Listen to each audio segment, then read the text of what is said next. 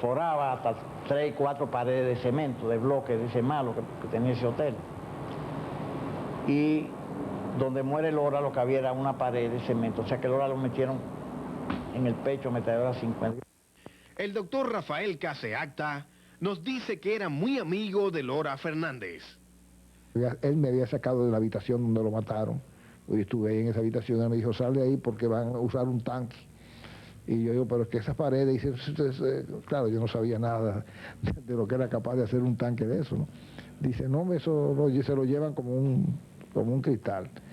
Y efectivamente, él cayó, yo me pasé, crucé el pasillo y me metí junto con un grupo, en la cual estuvo Euclides Gutiérrez un tiempo ahí, en un cuartico de desecho, en el pasillo de adentro. Y ahí, cuando abrí así ligeramente la puerta, vi el cadáver que había quedado destrozado en la parte de la cara y del hígado. Y casi los pies los podía yo tocar con la mano. Tuve que mantener esa visión por varias horas. No me fue grato eso porque incluso él fue quien me invitó a ir a Santiago. El episodio era increíble, algunos cañonazos increíbles, yo recuerdo algunos llenos de polvo, de las paredes que se demolían, que se derrumbaban, los trozos de pared. Y nunca olvido a Gerardo Marte, el coronel, con un fusil disparando por una ventana y comiéndose una manzana. Era un gesto de gladiador, de épocas románticas, ¿no? Increíble, ¿no? En aquella situación muy difícil en que, bueno, eran con tanques, ¿no? Recuerdo a Montejarache que en un momento determinado dijo, están cometiendo una estupidez porque están usando los tanques como plataformas. Si vinieran con hombres detrás de los tanques nos cogen a todos. En horas de la tarde, cuando fue más despiadado y más terrible el ataque de blindados, carros de asalto, etcétera, contra los que estábamos metidos dentro del Matún, hubo un proyectil calibre 75 milímetros que entrando por una pared se fue por el pasillo central de la segunda planta y mató a un joven mecánico de la Volkswagen de Santiago y hirió 1 o 2 más personas. Sabemos que el proyectil era de ese calibre porque al pasar la pared y un cuerpo o dos, quedó dando vueltas y alguien lo agarró. Había mucha gente en los pasillos porque era la zona más protegida en la segunda planta. Ahí estaban niños, señoras y muchos civiles no combatientes. En esto, la esposa entonces de nuestro anterior canciller, el doctor Yotin Curi, se le salieron los orines. Se quiso como orinar y se bajó y se orinó en el pasillo. Entonces se oyó la voz de Yotin, que por dentro de un estado de mucha tensión para todo el mundo, que gritó, Julia, valor, valor, Julia. Y a partir de ahí, cada vez que uno de nosotros, en cualquier circunstancia, tú creías que se estaba acobardando, el otro le decía, Julia, valor, valor, Julia. Nota al margen. Dentro de los huéspedes del Hotel Matún atrapados en la batalla, se encontraban ciudadanos estadounidenses del personal de un circo que se presentaba por aquella época en la ciudad de Santiago. Varios de nuestros invitados nos hablaron de un hombre tatuado que en inglés le pedía al coronel Camaño un arma para defender su familia. También nos contaron de una señora de más de 600 libras de peso, otra atracción del circo que tenía serias dificultades para arrastrarse en el suelo y evadir los tiroteos. Por estos ciudadanos americanos se produjo la segunda tregua de la batalla. Somos así. Y así somos. Lo que usted debe recordar en Nota al Margen. Concluyendo con la batalla del Matún, retomamos el relato del profesor Jesús de la Rosa, quien luego de salir ileso del hotel, fue apresado por tropas regulares y cuando el camión en que lo transportaban pasaba cerca del Palacio de la Policía de Santiago, se tiró del mismo y fue a guarecerse en la sede policial hasta donde lo persiguieron los militares. El comandante de la policía resultó ser el coronel Luis Ney Tejeda, quien había pasado por la Marina de Guerra cuando Jesús pertenecía a ese cuerpo. Ese me dijo, se le encaró a los militares y le dijo qué estaba pasando. Y entonces le dijo que este es un militar constitucionalista y nosotros tenemos que llevarlo para la base. Entonces yo le dije a él, yo soy del cuerpo de ayudantes de García Godoy. Ese era mi cargo en realidad, pero también era militar constitucionalista. Entonces él le dijo, no, váyanse ustedes para la base, que yo voy a hablar con el comandante de la base. Entonces los militares lo irrespetaron, y eran 2 cabos, pero en esos tiempos la disciplina se había relajado bastante. Y ellos se fueron advirtiéndole que ellos iban a venir a buscarme con más tropas. Entonces él me dijo que yo iba a hacer. Yo le dije, no, está bien. Salí del cuartel, tenía un golpe muy serio en una pierna, y comencé a andar la calle de Santiago. Pero entonces me acordé del Monseñor Polanco Brito, que era el obispo de Santiago. Entonces le pregunté a una persona, ¿dónde se puede ver a Polanco Brito? Y me señalaron cerca del cuartel que estaba el arzobispado, o donde el asiento del obispo de Santiago. Cuando entro allá, una monjita, le toco y salen una monjita y le pregunto, ¿dónde está el Monseñor Polanco Brito? Y la monjita me dijeron, él está en Roma, el Monseñor Polanco Brito está en Roma. Aquí es lo que está aquí quien está es el Padre Flores, el obispo Flores de hoy. Entonces el Padre Flores salió, conversé con él, digo, mire, yo soy un militar constitucionalista y está pasando esto, y donde quiera que me encuentre me van a matar. Entonces me dijo, bueno, pero cuídate, mi hijo. Trató de no intervenir, pero trató de alguna manera de protegerme. Quédate un tiempo. Digo, no, yo me tengo que ir. Entonces cogí un hábito de cura que había ahí y me lo puse. Y entonces salí con un hábito de cura. Él no me autorizó, yo mismo me lo presté. Y salí de ahí vestido de cura. Al salir del arzobispado, encontró un carro público a cuyo chofer convenció de que lo trasladara a la capital porque tenía compromisos urgentes de su misión sacerdotal, y llegó a Santo Domingo como a las 2 de la tarde. Se presentó ante el presidente García Godoy con el hábito religioso y este se alarmó muchísimo. Según el profesor Jesús de la Rosa, hasta ese momento el presidente desconocía la realidad de lo que ocurría en Santiago, ya que le habían informado que se trataba de simples disturbios callejeros. El doctor Rafael Martínez González, quien había salido del Matún antes de que empezara el ataque, nos cuenta que tan pronto llegó a su pueblo de Moca, le dijeron que en el hotel se estaba librando una cruenta batalla. Digo yo, señor, déjese de estar. Yo acabo de venir del Matún. Yo salí del Matún ahora. Moca queda a 22 kilómetros de Santiago y nosotros íbamos muy de pronto. Digo yo, eso no es verdad. Que sí, viene otro y da la noticia. Entonces yo me fui rápidamente al teléfono y traté de conseguir el Hotel Matún. Me fue imposible, pero me acordé que cerca del Hotel Matún vivía Antonio Guzmán. Llamé a la casa de Antonio Guzmán y nadie cogió el teléfono. Entonces me acordé también que frente a Antonio Guzmán vivía Campaña, el doctor Campaña, Aníbal Campaña, y llamé a Aníbal Campaña. Entonces ahí tomó el teléfono una muchacha y digo yo, ¿es cierto que están atacando? Entonces ella me dijo, Cristiano, usted no está oyendo los tiros, y me puso así, yo nada más veía, los cañonazos. Entonces yo dije, bueno, pues es de verdad. Entonces ya vinieron noticias más frescas, mandamos rápidamente. Mientras tanto, Miguel Ángel Michel había mandado a Gumarra, que era el chofer de Antonio de la Maza, que el día pasado lo asesinaron en Moca. Le dijo, quémale los pistones de este carro y ve, averigüe lo que sea de verdad en Santiago. Y Gumarra regresó muy rápidamente. Y Gumarra dijo, eso está rodeado, tanques y todo, ahí no hay quien entre, ahí no hay que... Entonces yo dije, bueno, cuando yo iba saliendo de la telefónica, un teniente de la policía que me conocía, porque estaba de puesto en Moca, me vio, iba en un jeep, me vio pero no se atrevió, ¿verdad? Parece que le dio vergüenza, ¿verdad? Entonces yo, apellido Heredia, yo dije, bueno, no es verdad que Heredia se va a quedar callado con esto, que Heredia me acaba de ver a mí.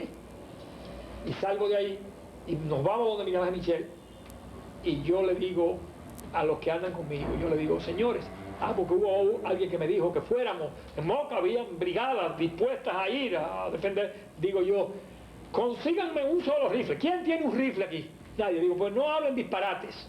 No hablen disparates. No hay posibilidad. La única posibilidad que existe, habían tumbado las líneas para la capital. Digo, la única posibilidad que existe es llegar a la capital lo más rápido posible. Y esa posibilidad la voy a agotar yo. Y cogimos y nos montamos en el carro, y cuando vamos saliendo por el Parquecito de la Victoria, ahí viene un jeep de la policía. ¡Ahí va! ya me habían chivateado.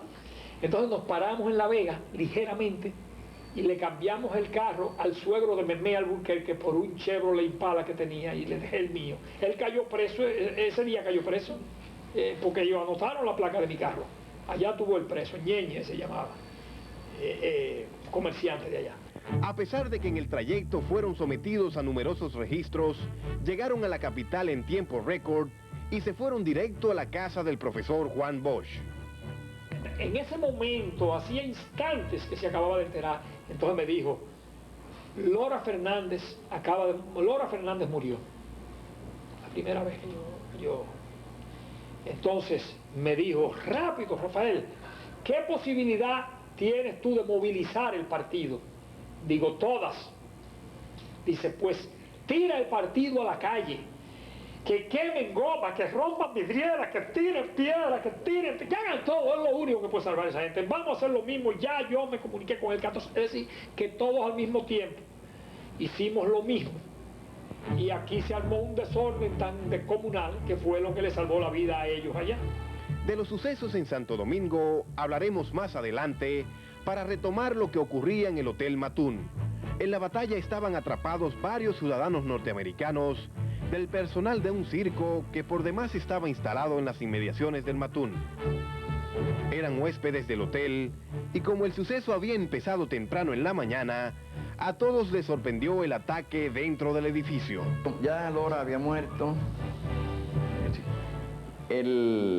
como eso de las 2 de la tarde, cercano a las 2, estábamos combatiendo con los tanques estaban un poco de lejos y nos estaban tirando con diferentes obuses, ya le daban mucho al hotel, más que antes.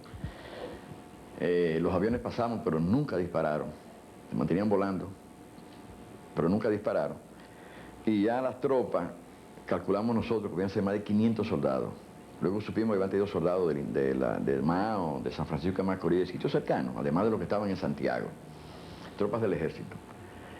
Llegaron vehículos norteamericanos, que no sabíamos qué era, y se apiaron tropas de esos vehículos norteamericanos. No un número muy grande, pero un número de quizá 300, 400 americanos. Llegaron en vehículos. Y luego llegó un helicóptero. Y 2 helicópteros y 3 helicópteros. Estas tropas, después que llegaron, al poco rato se paró el ataque. O sea, no nos disparaban ni los tanques ni las tropas de ellos, ni nosotros tampoco. Entonces, podíamos hablar incluso, voceando. Alguien dijo que querían hablar con nosotros, una comisión, Camaño le dijo que sí, que viniera. El primero que llega es el vicecónsul de los Estados Unidos en Santiago, y algunas personas más también del consulado, y también personas civiles, de algo de Cruz Roja y algo así. Y nos dicen que es que hay unas tropas norteamericanas, mandadas por un mayor, suponíamos que era un batallón, y que ellos querían entrevistarse con nosotros. Pero además el norteamericano viene porque en un ala del hotel frontal, que nosotros no sabíamos, ahí había parte de un equipo, de un circo o algo así, norteamericano que estaba actuando en Santiago, eran norteamericanos estas personas. Y ellos se habían mantenido trancados en sus habitaciones, nosotros ni sabíamos que estaban ellos ahí. Cuando él lo planteó, no lo sabíamos, entonces Camaño mandó a que revisaran, estaban todos ahí, estaban ilesos. Y obviamente en algunos casos que cambiarse de una habitación a otra a través de los huecos, que habían habitaciones que habían estado destrozadas. Pero felizmente no había muertos entre ellos, y heridos de cositas. Había niños también entre estos artistas o cirqueros norteamericanos, que él quería hacer gracia con esa gente del circo, y ahí recuerdo que hubo cierta oposición, Marte se opuso y alguien más, que no, que se los lleve. A raíz de la llegada de la comisión de norteamericanos, hubo un incidente que involucró a un dominicano que estaba vestido de oficial americano. Oigamos la versión del comandante Montes Arache, quien critica al doctor Euclides Gutiérrez porque en un artículo que escribió al respecto no identificó al oficial dominicano. Al parecer, los constitucionalistas retuvieron por un buen tiempo al vicecónsul americano que fue a interceder por los del circo, y algunos oficiales americanos comandados por un coronel de apellido Costa entraron al hotel acompañado del dominicano que le servía de traductor. De una familia muy conocida. El oficial que fue de la familia, pese al profundo respeto que le tuve al padre, al general Santos Mérido Marte, a la madre, doña Aurora, a las hermanas Liceló y Nove y a todas, el hijo fue Cookie Marte, que hoy es un soldado del ejército dominicano, Hoy es un soldado del ejército dominicano y formó parte de las fuerzas interventoras. Eso simplemente y llanamente en nuestra Constitución se llama traición. Y un oficial que lleva un uniforme de coronel aquí, en nuestra fila. Es decir, eso es lo que no se atrevía a decirle Euclides. Ya está dicho. Es decir, fue él con el coronel Costa y no habló con Francisco Alberto Camaño no habló. Fue conmigo que habló. A decirme que ellos sabían que el cónsul norteamericano estaba ahí, que ellos lo venían a decir, a buscar. Digo, no, díganme por favor, repítame eso otra vez. Sí, que venimos a... Digo, dígale al coronel, que hablaba castellano, Dígale al coronel que aquí lo único que puede pasar es que ustedes dos se queden aquí también. ¿Cómo? Dice, sí, que también ustedes se queden. Porque ese cónsul no vale más que nadie de los que están ahí adentro. Y ustedes han apoyado esto que están haciendo a ellos. Dígaselo a sí mismo. Él se fue y al poco rato... Pues, ¿qué pasa? Lo que había que suceder, volvieron y reanudaron el ataque, pese a saber ellos que ya tenían su cónsul comprometido. Como yo se lo dije, cuando no quede nada que hacer, ordeno que lo maten ahí. Antes de que los oficiales americanos salieran del hotel, Camaño habló con ellos y al parecer fue el primero en reconocer al entonces teniente de los Estados Unidos, Marte Hoffice. ¿Y usted quién es? Después que ya tiene un rato hablando. Cuando él se cuadró y militarmente le dijo su nombre y su rango, Camaño lo insultó y lo botó de ahí como traidor. Recuerdo que Cookie Marte no sabía qué hacer, pero al final tuvo que retirarse y se fue. Estábamos en la segunda planta cuando eso pasó. Ahí habíamos comenzado, el norteamericano había propuesto que nos iban a llevar a todos nosotros a sacarnos de esa zona a través de camiones, vehículos protegidos por los norteamericanos y helicópteros. Hay una salvedad que quiero hacer. Esa tropa norteamericana que llegó encontró a los dominicanos, a nosotros, con ellos, metidos en pleno combate. Y los dominicanos que nos combatían a nosotros, que estaban dirigidos, según tengo entendido, por el entonces coronel Marien Ortega, un coronel piloto de Moca, que era el jefe de la base de Santiago, y quien recibió las instrucciones de la capital de Rivera Caminero de lo que se suponía que había que hacer con nosotros. O sea, dirigía el combate. Se opusieron a parar el fuego cuando los americanos le ordenaron que lo pararan. En el momento que llegaron los americanos, en el primer momento. Y entonces, ellos casi a la fuerza, pararon el combate. En algunos casos desarmando a dominicanos. Sí, que querían seguir peleando, muchos de ellos, muchos de los dominicanos contra ellos a nosotros. En la segunda planta, el mayor pregunta que saber cuánto necesita para ir en camiones, cuánto en helicóptero. Nosotros fuimos tan bobos, y digo bobos por lo que pasó después, que hasta nos formamos y nos contamos, tanto los civiles como los militares que venían a regresar a Santo Domingo. Y comenzamos a hacer los arreglos para los carros nuestros que estaban averiados, cómo dejarlos guardados en Santiago o cómo transportarlos a Santo Domingo.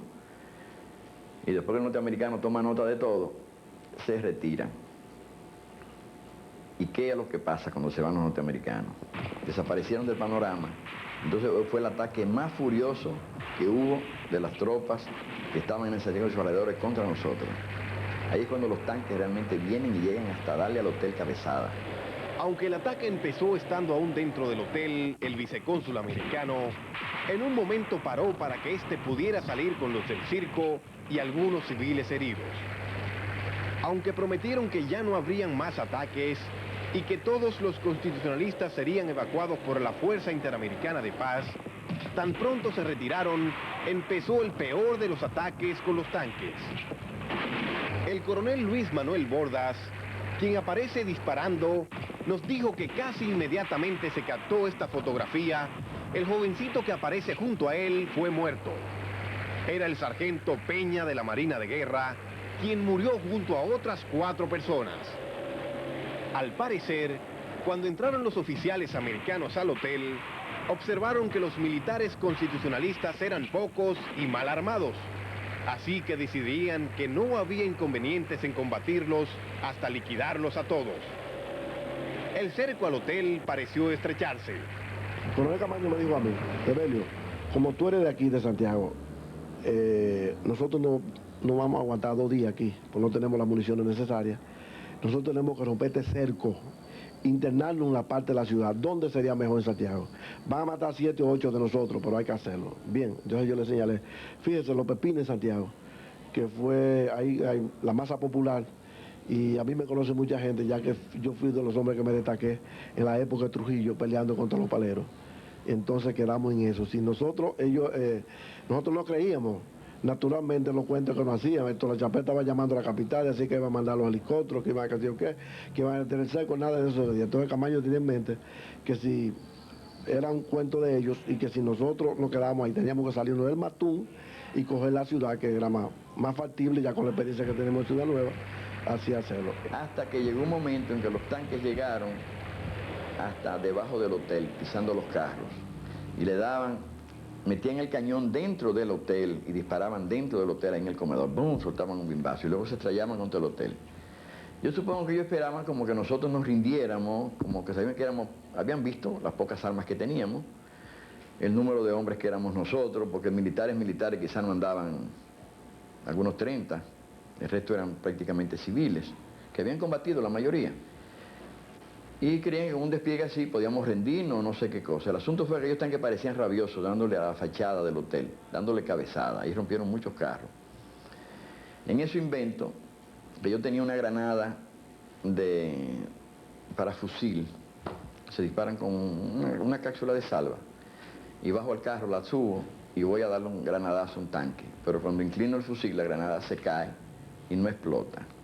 Que el tanque estaba debajo de nosotros. Entonces, no fue a mí que se me ocurrió, yo me seccioné, yo nunca había tirado una granada, era la primera que le iba a tirar y la boté. Alguien dijo, bueno, vamos a tirarle bomba molotov, no había bomba molotov. Entonces los floreros que estaban las habitaciones decoradas con flores y floreros, y botellas más que aparecieron, se le fueron tirando a los 2 o 3 tanques que estaban abajo. Y estos tanques salieron huyendo, al ruido de los vidrios rompiéndose sobre ellos. Pensarían que eran bombas molotov o algo parecido por la experiencia que había pasado aquí en la capital, en el día 27. En la zona del puente. Pero un tanque que venía por donde mismo estaba el camión, en la esquina que queda más cercana hacia donde está el monumento, que venía con tropas, que se estaban acercando ya las tropas a nosotros, mientras luchábamos con estos tanques. Al ver que esto se manda, no sé qué le dijeron esto, ellos tienen comunicación de radio, o ellos vieron algo, giraron en redondo y aplastaron parte de las tropas que estaba detrás de ellos. Y la untaron ahí en la calle, el tanque gira así. Y se retiraron los tanques del área cercana al hotel. No sé si fueron 2 o 3 que aplastaron. Y aquello me dio una impresión tan grande. Yo estaba en la ventana disparando, desde una de las ventanas disparando. Vi una impresión tan grande que me tomó la boca del estómago. Nunca había tenido un sentimiento así. Y tuve que sentarme en algo. Y alguien me dijo, tú te estás poniendo malo, ¿qué es lo que te pasa? Pues yo después de eso yo me recuperé, tiré un par de tiros, pero yo no podía con mi alma. Entonces en la habitación de ese baño, fui donde Francis. Después fui donde Francis y no hablar de eso. Me dijo, tú te ves muy mal. ¿Qué es lo que te pasa? Yo no sé lo que me pasa. Yo no me daba cuenta que fue la impresión terrible que me dio ver desbaratar a aquella gente debajo. No debajo, un poco más hacia atrás. El asunto que yo pasé entre 2 de la tarde y 7 de la noche, que me importaba que se metieran o no se metieran al hotel. Nota al margen. Los sucesos en el Hotel Matún acarrearon serios disturbios en la capital. Los veteranos de la revolución, temerosos de que a Camaño lo mataran, volvieron a montar sus trincheras. La revuelta popular en Santo Domingo provocó la intervención del presidente Héctor García Godoy, quien requirió detener la batalla en Santiago y traer con vida a Camaño y sus acompañantes. Lo que usted debe recordar en Nota al Margen. En el capítulo siguiente cerramos con broche de oro lo referente a la guerra del 65 y entramos a una nueva faceta personal y política del coronel Camaño. El otro hombre a su hermano.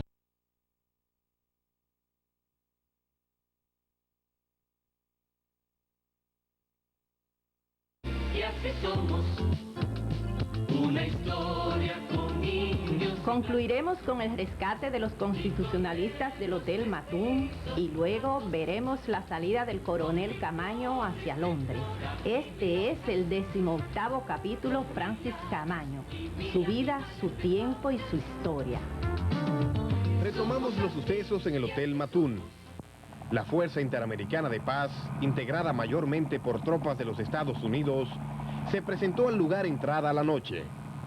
Todavía las tropas regulares atacaban a los constitucionalistas y para detener el tiroteo, los americanos los desarmaron y arriaron con violencia. Los obligaron a retirarse y tendieron su propio cordón de seguridad en torno al hotel. Los constitucionalistas entendieron entonces que la FIP había regresado y que ahora los protegía, pero como desconfiaban de ellos, montaron vigilancia durante toda la noche. Se preparó para cena un fricasé de chivo y al otro día por la mañana empezó la operación de evacuación. A los civiles residentes en Santo Domingo se les envió en vehículos que quedaron en condiciones de correr, escoltados por soldados de la FIP, y a los militares se les transportó en helicópteros. El coronel Camaño y quienes lo acompañaron en otro helicóptero fueron llevados sin contratiempo hasta el Hotel El Embajador y de ahí directo a la residencia del presidente Héctor García Godoy. Entre los que vinieron con Camaño estaba Claudio. Aterrizamos en El Embajador, habían 2 carros esperándonos. Nos dirigimos rápidamente a la casa de García Godoy. Estaba en su casa esperando a Camaño. Lo que ellos conversaron, yo no estuve, ellos se trancaron a conversar, pero por las cosas que oímos, nos dimos cuenta que García Godoy le pedía una cosa a Camaño y Camaño se negaba a complacerlo. Él salió a recibirlo afuera al garaje de García Godoy y Camaño lo saludó con mucho respeto, pero luego se trancaron a hablar de algo. Estábamos nosotros en las cercanías ahí. Cuando Camaño regresó, me habló duro de García Godoy. Me dijo, este pendejo quiere que vaya a la televisión ahora a anunciar que yo estoy vivo. Después que él permitió que sus tropas que no maneja hicieran el hecatombe que hicieron en Santiago. O sea que el presidente le pedía a Camaño que fuera a la televisión oficial y anunciara que él estaba vivo y como que bajara los ánimos de lo que estaba en la ciudad. Nosotros que aterrizamos en El Embajador, y de ahí fuimos donde García Godoy, que era por aquí, por lo que hoy es no Naco, ¿no? Un poco más hacia el oeste de Naco. Porque él quedaba al oeste de la avenida Abraham Lincoln, quedaba la casa. Eso era medio campo, por ahí. No hemos entrado a la ciudad y no sabíamos lo que estaba pasando en la ciudad. Porque García Godoy le estaba pidiendo esas cosas a Camaño, que él le explicó algo a Camaño. Pues sí, él vino al carro diciendo que, hablando duro de García Godoy. Y como en cierta forma culpaba a García Godoy de que los militares dominicanos hicieran ese tollo que habían hecho allá. Y efectivamente, cuando entramos a la ciudad, que nos fuimos los carros de García Godoy, el del presidente y otro carro más de escolta, y comenzamos a ver la basura, y la ciudad estaba en estado totalmente de guerra. Luego de la batalla del Matún empeoró la situación político-militar del país. Simpatizantes de los constitucionalistas exigían la destitución de los jefes militares y estos a su vez pedían a García Godoy no ser removidos de sus cargos y muchísimo menos marcharse al extranjero. El 3 de enero, finalmente, el presidente anunció que un grupo importante de altos oficiales de ambos bandos serían enviados al extranjero, en cargos diplomáticos o en viajes de estudio. El día 6 fue destituido el comodoro Rivera Caminero y como secretario de las Fuerzas Armadas fue nombrado el también comodoro Ramón Emilio Jiménez Hijo. Sin embargo, estos oficiales se negaban a aceptar las órdenes del presidente, de ahí que el comité de la OEA en Santo Domingo tuvo que reiterar su apoyo a Héctor García Godoy. El 21 de enero de 1966 empezaron a salir del país altos militares constitucionalistas, siendo uno de los primeros el teniente coronel Hernando Ramírez. Se fue con un cargo diplomático en la ciudad de Barcelona. Como pueden ver, su salida en compañía de la familia tuvo una amplia cobertura de prensa. En los días anteriores ya habían salido otros oficiales constitucionalistas de mediana graduación y el coronel Caamaño, Montes Arache, Héctor Lachapelle Díaz y otras cabezas militares se marcharon 2 días después.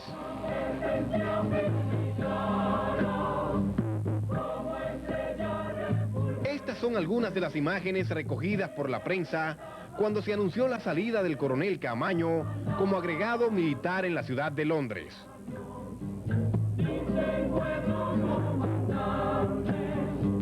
Fue a despedirse de los militares constitucionalistas confinados en el campamento 27 de febrero.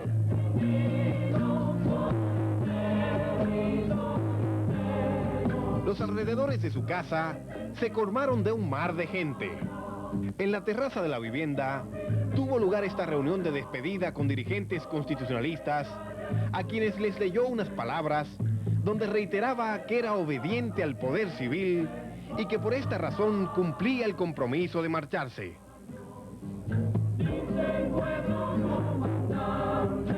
A media mañana del 23 de enero, vestido impecablemente con traje militar, Caamaño se despidió de la multitud congregada frente a su casa. Hizo el saludo militar y la gente cantó el himno nacional y luego el de la Revolución Constitucionalista. Caamaño estaba tan emocionado que no podía hablar. Solo atinó a decir: "Yo me voy, pero vuelvo". Junto a su esposa y los 2 niños, partió para el Hotel El Embajador, donde abordó un helicóptero que los llevó al aeropuerto de las Américas, por donde salió del país junto a Montes Arache, Héctor Lachapelle Díaz y otros oficiales constitucionalistas. En el trayecto hacia Londres, Caamaño hizo escala en el aeropuerto de Puerto Rico, donde centenares de dominicanos le esperaron con banderas y cantando el himno nacional. Tuvo oportunidad de estrechar las manos de los que fueron a saludarle y a las 2 de la tarde el avión partió hacia Nueva York, donde se había congregado otra multitud, y entre ella su madre doña Nonín y su hermana Milagros. En principio, la escala técnica en Nueva York duraría hasta la medianoche, pero en vista del tumulto en el aeropuerto, los del gobierno de los Estados Unidos la acortaron a 4 horas y despacharon a Caamaño, su familia y unos pocos de su seguridad en un jet fletado especialmente. Eran solo 9 pasajeros y llegaron a Londres al amanecer. En el aeropuerto londinense lo esperaban numerosos reporteros y personal de la Embajada Dominicana. El Caamaño que llegó a Londres no era ya el pragmático líder de la Revolución Constitucionalista, sino alguien profundamente resentido contra el gobierno de los Estados Unidos, capaz de hacer pactos hasta con el diablo si conseguía recursos para combatir el imperialismo. Para las generaciones de dominicanos surgidos en los últimos 20 años, podría parecerle incomprensible la cultura y las aspiraciones de los revolucionarios de los años 60 y 70. Vamos a ver el caso de Francisco Alberto Caamaño, quien, como ya saben, era hijo de familia acomodada y a raíz de su liderazgo en la Revolución Constitucionalista, pasó a ser una figura conocida mundialmente. Cuando llegó a Londres en enero de 1966, tenía múltiples opciones para canalizar todas sus aspiraciones en lo económico, político y social. Conoceremos primero las opciones económicas de Caamaño. Lo despacharon para Inglaterra con un salario mensual de $1,200, desglosados en $500 como coronel de las Fuerzas Armadas, otra suma igual por el cargo de agregado militar y $200 para gastos de representación. Ese monto de dinero en su época le permitía vivir bien, pero de todas maneras importantes editoras extranjeras le ofertaron a Caamaño publicar su propio relato sobre la Revolución Constitucionalista y a cambio él recibiría una paga que le permitiría asegurar su futuro económico quizás para el resto de su vida. Camaño rechazó tales ofertas, al igual que ofrecer charlas en prestigiosas universidades europeas. De las múltiples invitaciones de los centros docentes, solo visitó la Universidad de Oxford. Cuando el arribo a Londres, a Camaño y su familia los hospedaron en una suite del lujoso Hotel Royal Garden, del que quiso salir cuanto antes, y en una semana localizó la que sería su primera casa en Inglaterra, un apartamento de 10 habitaciones, situado a poca distancia del Hotel Royal Garden, calle Palace Gate número 8. Por el apartamento pagaba una renta de $700 mensuales. Los que conocieron el apartamento lo describen con la sobriedad y la elegancia de los ingleses. Piso de madera, con alfombras color vino, muebles elegantes y hasta detalles decorativos de fina porcelana. Camaño habilitó para su oficina una de las varias habitaciones que tenía el inmueble para la servidumbre. Veamos ahora las opciones de Camaño en el plano político. Por varios meses, su nombre y su imagen habían sido difundidos profundamente por las agencias internacionales de prensa y los noticiarios de todo el mundo. Había sido el líder de millares de combatientes que se enfrentaron al ejército de los Estados Unidos y por esta razón se le buscaba. Todo el mundo quería conocer esta celebridad. Los dominicanos residentes o visitantes en Londres, dentro de su itinerario incluían una visita al coronel Camaño, por lo que la casa recibía visitantes a todas horas del día y se convirtió en una especie de embajada aparte de la oficial de la República Dominicana. Como Camaño había logrado en la Revolución del 65 aglutinar a grupos políticos de distintas ideologías y a muchísima gente sin partido, una vez en Londres, diversas corrientes políticas trataron de conquistarlo para sí. Pero Camaño había desarrollado un odio tal contra los Estados Unidos que le obsesionaba combatir el imperialismo por la vía de las armas, sin posibilidad de alguna vez tener que volver a sentarse junto a una mesa a negociar. No le prestaba atención a ninguna propuesta política que no tuviera el ingrediente de combatir a los yanquis por las armas. A su padre, don Fausto Camaño, lo mandaron a Londres en mayo de 1966 para que le propusiera a su hijo que acompañara en la boleta electoral al profesor Juan Bosch en las elecciones que se efectuaría en el mes de junio. Aunque el padre le motivó la oferta, con que si aceptaba le tendrían que permitir el regreso a la República Dominicana, Camaño rechazó colérico la propuesta, alegando que el voto no resuelve el problema dominicano. En cuanto al ascenso social, las opciones que se le presentaron a Camaño fueron muchas y muy encumbradas. Como era parte de la misión diplomática, se le invitaba de rutina a numerosas recepciones, pero no asistió a ninguna y ni siquiera hacía acto de presencia en la embajada dominicana con la intención de que lo cancelaran por incumplimiento. En cuanto a lo diplomático, su actuación era exactamente lo contrario a las normas, porque pretendía que le quitaran el compromiso para poder regresar al país. Viajaba con mucha frecuencia fuera de Inglaterra, sin solicitar la reglamentaria autorización de la embajada. Se negaba a ofrecer las conferencias de prensa que tanto le solicitaban, y su respuesta al rígido protocolo inglés fue tan exigua que se recuerda como una de las pocas recepciones a la que asistió un saludo a su majestad la reina Isabel. A Camaño le advirtieron que no concurrir ante la reina se consideraría una ofensa tremenda, de manera que asistió a un acto donde fue el único invitado que se presentó sin frac o smoking. En mayo de 1966, Camaño viajó a Italia con el propósito de establecer contactos en ese país y visitar los familiares del fallecido combatiente constitucionalista Ilio Capocci. A su llegada a Roma, le informan que va a ser recibido en audiencia por el Papa Paulo VI. En la época, entrevistarse con el Papa era acto difícil. Se requerían interminables trámites burocráticos, pero sin que se sepa cómo y por qué, Paulo VI recibió a Camaño en una audiencia a la que éste no quería concurrir. No le valieron los razonamientos del capital político que podía sacar de tan importante distinción, e imposibilitado de eludir el compromiso, se entrevistó con el Papa en un encuentro que pasó sin pena ni gloria. Por este relato, se puede observar que Camaño despreció aspiraciones normales y legítimas de una persona. Por combatir a los yanquis, rehusó el bienestar económico, el prestigio social, el poder político por la vía electoral y sacrificó la vida.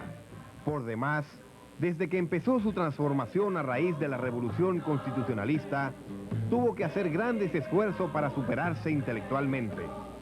Como sus lecturas hasta la Guerra del 65 no habían ido más allá de las novelas de vaquero, para poder asimilar los complejos textos de Carlos Marx, Engels y Lenin, tuvo que inventarse un método propio de lectura comprensiva. Lo intelectual nunca llegó a ser un fuerte en Camaño, y aunque murió siendo un marxista-leninista confeso, ni en sus escritos ni en su discurso oral empleó nunca la terminología propia de los izquierdistas de su época. Pasemos ahora a la República Dominicana con los acontecimientos que harían volver al coronel Camaño convertido en el guerrillero Román. Después de la Guerra de Abril, empezó una transformación en la sociedad dominicana, fruto en gran medida del resultado de las elecciones generales que organizó el gobierno provisional del doctor Héctor García Godoy. Los comicios se efectuaron el día 1 de junio de 1966 y resultó triunfador el doctor Joaquín Balaguer y su partido reformista, contra el profesor Juan Bosch y el Partido Revolucionario Dominicano. La campaña electoral había transcurrido matizada por múltiples hechos de sangre. Las víctimas principales eran militantes o simpatizantes del PRD y excombatientes constitucionalistas. El doctor Balaguer y su vicepresidente don Francisco Augusto Lora asumieron el mando un mes después de las elecciones efectuadas con las tropas de la Fuerza Interamericana de Paz, aún interviniendo en nuestros asuntos domésticos. El ascenso al poder del doctor Balaguer sorprendió y desconcertó a amplios sectores de las zonas urbanas que habían sido solidarios con la lucha de los constitucionalistas. El voto de los campesinos, de los conservadores y de los grupos económicos enemigos de las reformas que en su corto gobierno había planteado el profesor Bosch, determinaron que ascendiera al solio presidencial el único dominicano que en la época ya tenía experiencias previas como presidente y que había salido al exilio como resultado de una portentosa revuelta popular en su contra. Aunque por el momento nosotros solo nos referimos a los primeros meses del primer cuatrenio del gobierno de los 12 años del doctor Balaguer, cabe señalar que desde el primer día de iniciada esta gestión gubernamental, adoptó una forma que no varió en los 3 periodos constitucionales que logró mantenerse. Como el no retorno de Bosch a la presidencia había sido un objetivo claro del gobierno de los Estados Unidos, estos volcaron sus recursos a posibilitar el triunfo electoral del doctor Balaguer y una vez alcanzado este primer propósito, ayudaron a que arrancara con buen pie. Luego de casi 3 años de caos, con triunviratos, gobiernos provisionales, una guerra, juntas militares, gobierno revolucionario y todo lo demás, el 1 de julio de 1966, el doctor Joaquín Balaguer concurrió a la sala del Congreso impecablemente vestido con el tradicional frac y su discurso de toma de posesión lo centró en el aspecto económico, anunciando un plan de austeridad. A partir de aquí, el desarrollo económico y la realización de grandes obras públicas sería lo fundamental.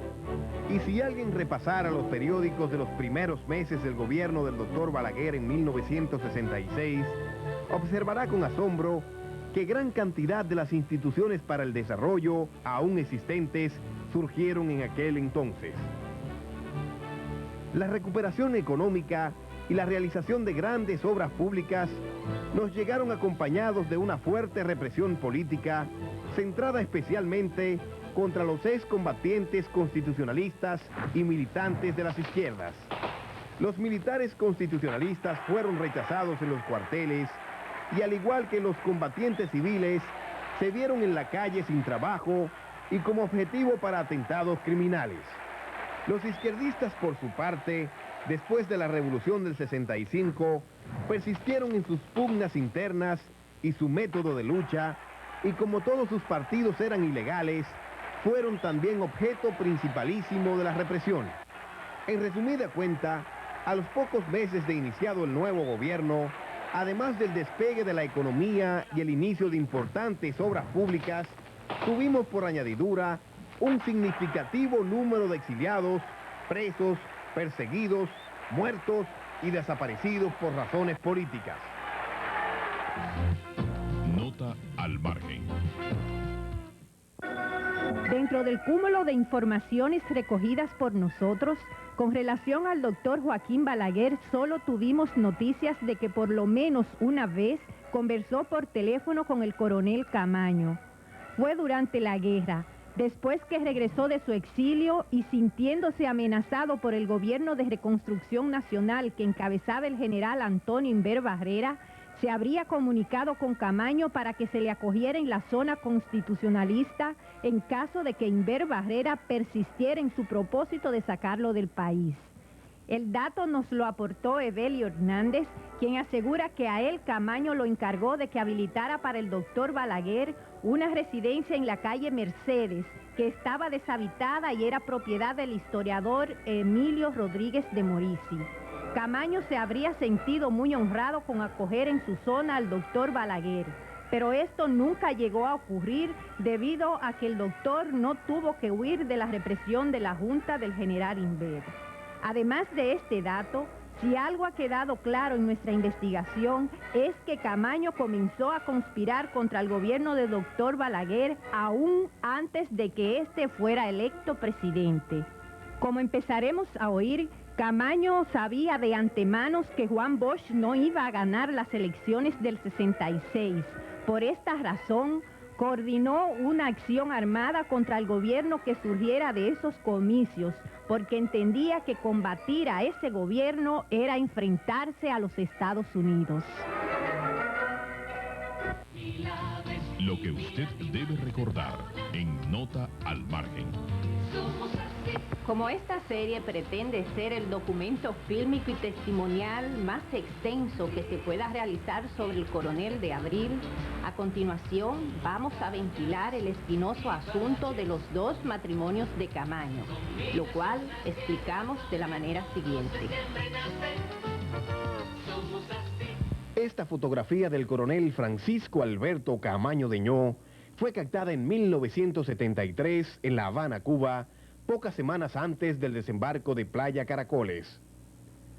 Sobre el personaje, hoy nos ocupa el espinoso asunto de sus dos matrimonios, tema ineludible para poder explicar los últimos años de su vida. A causa de la clandestinidad y la muerte repentina de Camaño, entre las dos familias quedaron una serie de conflictos que de alguna manera a nosotros nos gustaría contribuir a despejar.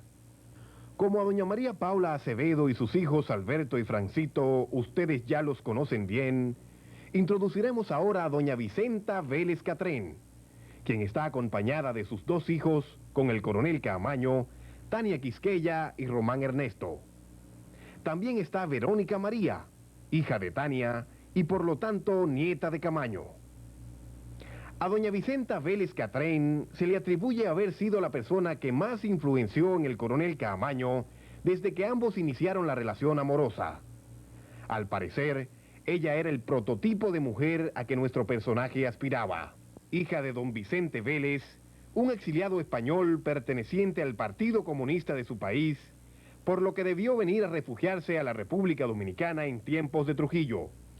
Fue protegido por don Julio Peinado, y aquí conoció a Maricusa Catrén, hija de un almirante de la Marina Española llamado Francisco Catrén, quien se quedó residiendo en República Dominicana luego que su barco naufragara en nuestras aguas territoriales. El matrimonio Vélez Catrén procreó 3 hijos, un varón arquitecto residente en Madrid, además a Fabiola y Vicenta. Fabiola hoy en día es la esposa de Claudio Camaño. Vicenta nació en Valencia en 1946, cuando su madre viajó a España embarazada de ella, con el propósito de conocer a los familiares de su esposo. En 1959, don Vicente abandonó la República Dominicana por la represión de Trujillo y regresó a Valencia con su familia. En 1964, Vicenta vino